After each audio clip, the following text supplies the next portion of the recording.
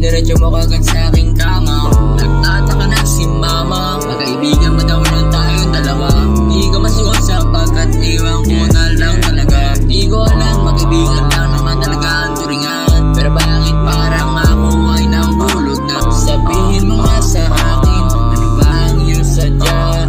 Pagbibigyan kita, pagbibigyan kita.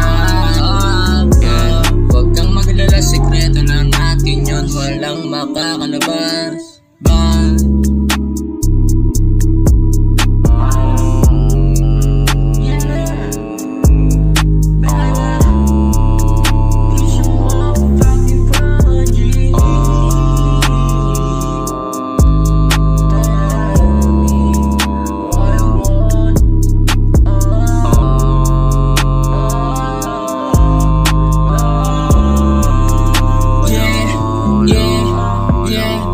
Panahon na ba para aminin ko na unti-unti na magawa?